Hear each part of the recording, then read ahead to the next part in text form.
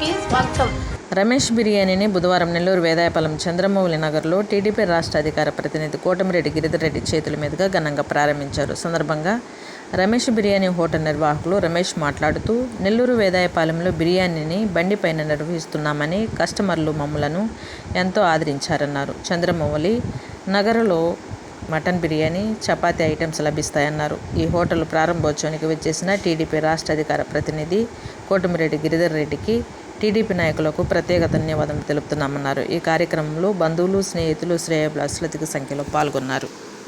అందరికీ నమస్కారం. రమేష్ బిర్యానీ అనే బండి మీద 33 సంవత్సరాల నుంచి మేము పెట్టుకున్నాము. అవునా, మీరందరూ కూడా మాకు బాగా సహకరించారు. మేము హోటల్ పెట్టుకున్నామంటే మీరే కారణం. మీ ఆనందంతోనే మీ అన్ని ఐటమ్స్ మధ్యాహ్నం పూట rice, non veg, mutton item అన్నీ పెడుతున్నాం. దీన్ని కూడా మీరు సక్సెస్ చేస్తారని చెప్పని వేడుకుంటున్నాం. అంటే నైట్ కూడా మటన్ బిర్యానీ ఉంటుంది, ఫారం బిర్యానీ ఉంటుంది, మా చికెన్ బిర్యానీ ఉంటుంది. ఇది కూడా మీ వరకు తేవాలని చెప్పని ఈ హోటల్ అందించాం. అంటే మన కాడిన కార్పొరేటర్లు అన్న కూడా మురార్ అన్న, సురేంద్ర అన్న,